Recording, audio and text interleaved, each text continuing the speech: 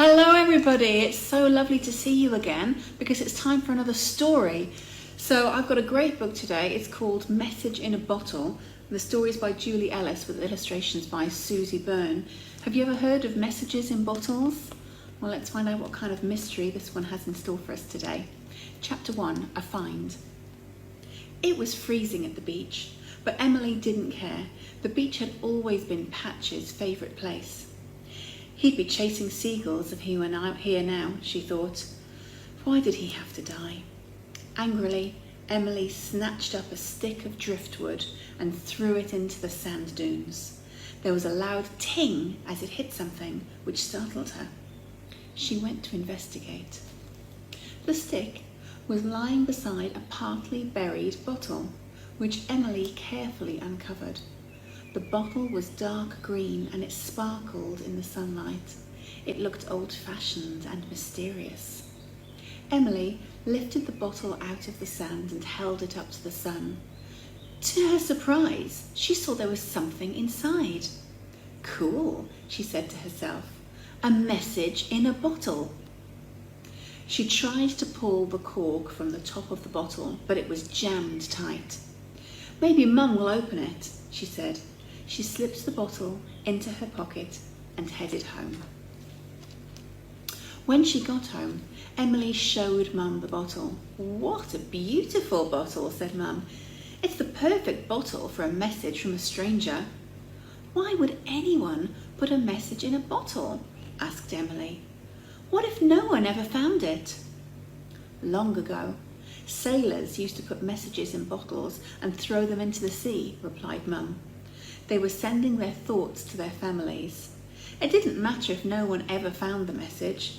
Just writing them helped the sailors to feel closer to the people that they loved. Mum pulled hard on the cork and it lifted out of the bottle with a large pop. Let's have a look at this message, she said. She pulled a rolled up piece of paper out of the bottle and handed it to Emily. Emily read the message aloud. Hi to whoever finds this. My name is Fiona and I'm 10 years old and live on a farm. I go to school in Mergen. I have a twin brother called Stu and a dog called Maxie. Maxie is my best friend. I like to take her for walks along the beach. I also like running and playing computer games. Bye, Fiona. What a great message, said Emily excitedly. I wish Fiona had put her address on it. I'd love to write back to her to tell her that I found the bottle. She did say that she goes to school in Mergen, said Mum. Maybe, if you took this message to school, Mrs. Brooker could help you to find Fiona's school. Great idea, Mum, said Emily. I'll take it tomorrow. Chapter 2, Seeking Fiona. Mrs. Brooker was intrigued by Emily's find. She suggested that the whole class join in the search for Fiona's school. We could use the internet to help us, she said. Now, how could we start? Well, we could search for Mergen, suggested Ryan, one of the boys in Emily's class. Good idea, Ryan, said Mrs. Brooker. The computer found 2 listings for Mergen. One was a place called Mergen Farm, and the other was Mergen Olive Grove.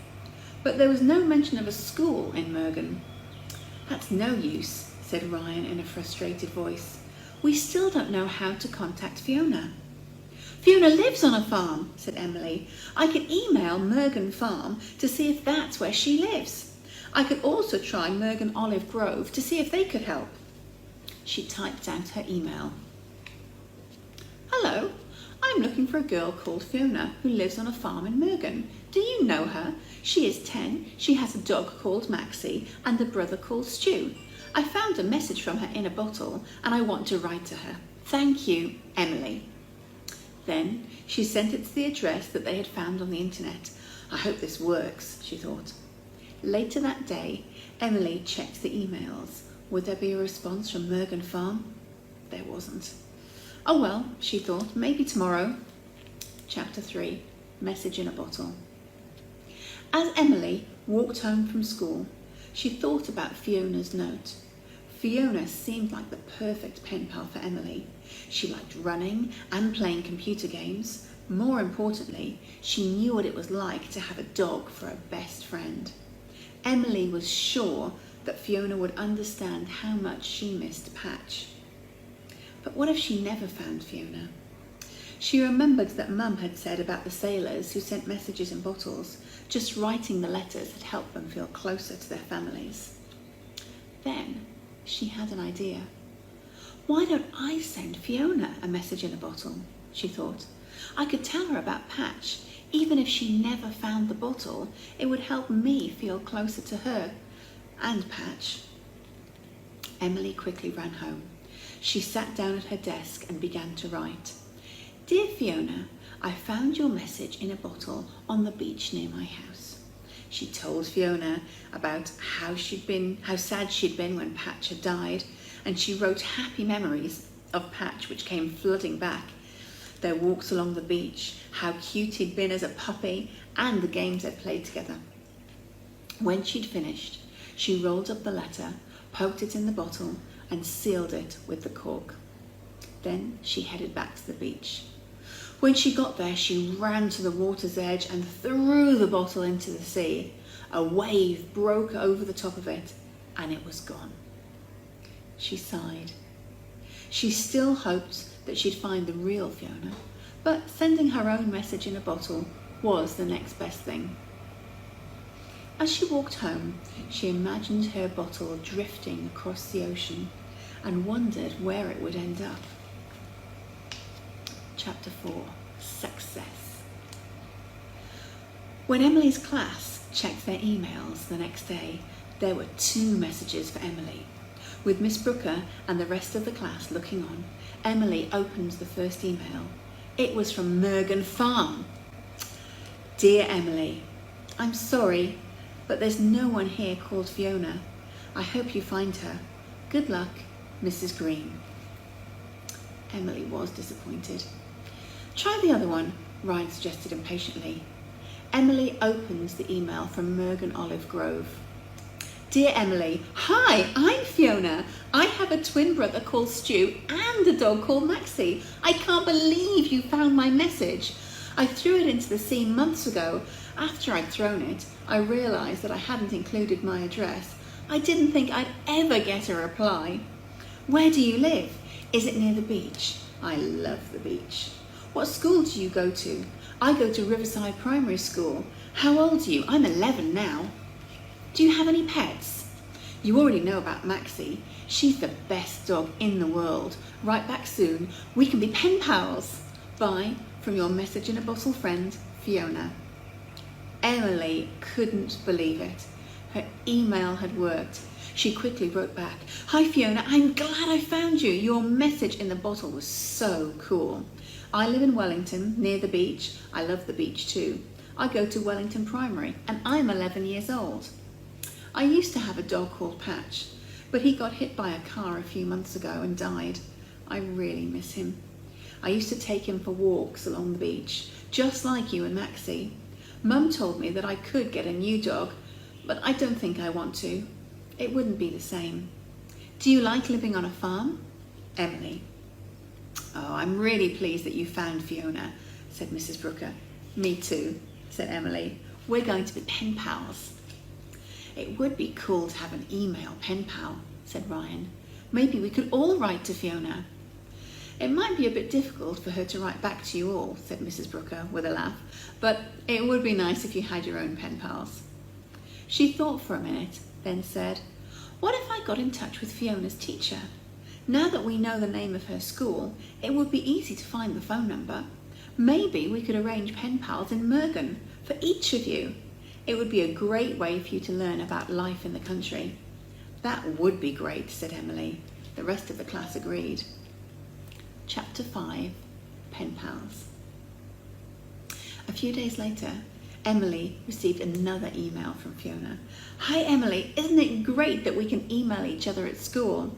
When Mr. Murphy told us that your teacher wanted our 2 classes to be pen pals, I was really excited, and so was the rest of my class. Stu was matched up with someone called Ryan. What's he like? Mr. Murphy says it's funny that a message in a bottle could still bring people together.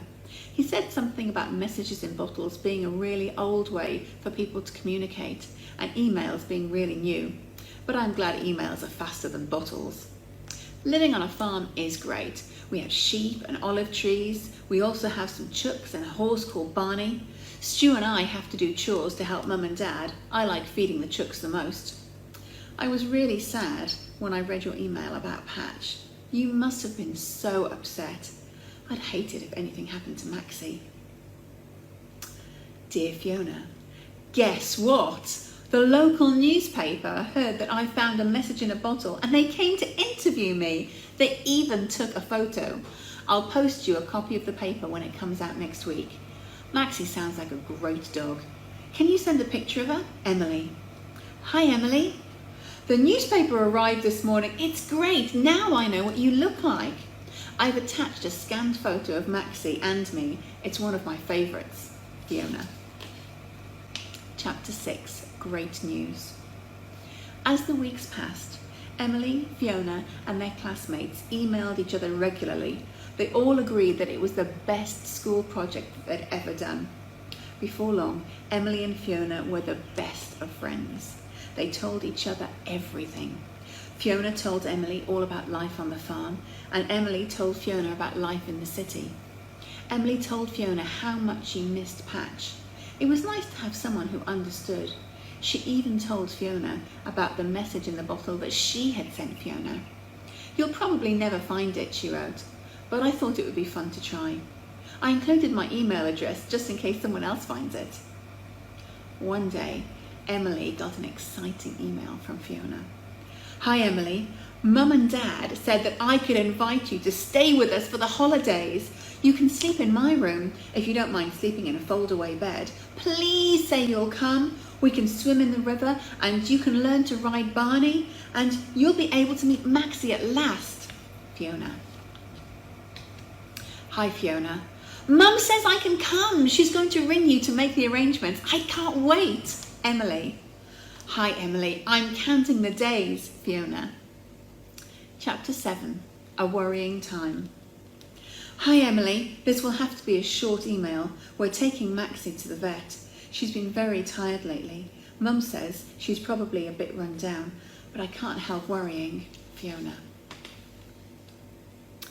Poor Maxie. I hope she's okay. Let me know what the vet says. Hi again. We're back from the vet. Maxie is fine. We have to give her some vitamins, but there's nothing to worry about. Fiona. P.S. Only a few more weeks until the holidays. Chapter 8. School holidays at last. The school holidays finally came and Emily caught the train to Mergen. During the trip, she thought about all the things that she would do with Fiona and Maxie. She couldn't wait to go for a long walk along the beach. She wanted Fiona to take her to the place where she had launched her message in a bottle all those months ago. I hope Fiona brings Maxie to the station, she thought. Finally, the train arrived in Mergen. Emily gathered up her luggage and climbed down onto the platform. Emily saw 4 people standing together on the platform and easily recognised Fiona from her photo. The others were obviously Fiona's parents and Stu, but there was no dog with them. Oh no, she thought, I hope Maxie's okay. She heard a shout, Emily! Before she knew it, Fiona was hugging her and laughing. You're here! You're finally here! Once everyone had made their introductions and Emily's bags had been loaded into the car, they set off for Mergen Olive Grove. On the way, Stu said to Emily, So, did Fiona tell you that she's got a surprise for you at home? No. What is it? Fiona laughed. You'll have to wait and see. When they arrived at the farm, Fiona said, Come and meet Maxie. Emily's heart leapt. Maxie was okay after all. She followed Fiona and Stu into a small wooden shed. She opened the door and stepped into the shed. There, on a blanket on the corner of the shed, lay a beautiful border collie dog and 5 tiny balls of black and white fluff. Emily, said Fiona softly, meet Maxie and her puppies. Why didn't you tell me? Gasped Emily. I was so worried about Maxie. When I didn't see her at the train station, I thought something terrible had happened. I didn't mean to frighten you, said Fiona. I just wanted to surprise you. This is why Maxie was tired. Emily knelt down beside Maxie and the puppies. They're so cute, she whispered as she patted Maxie. This is a great surprise.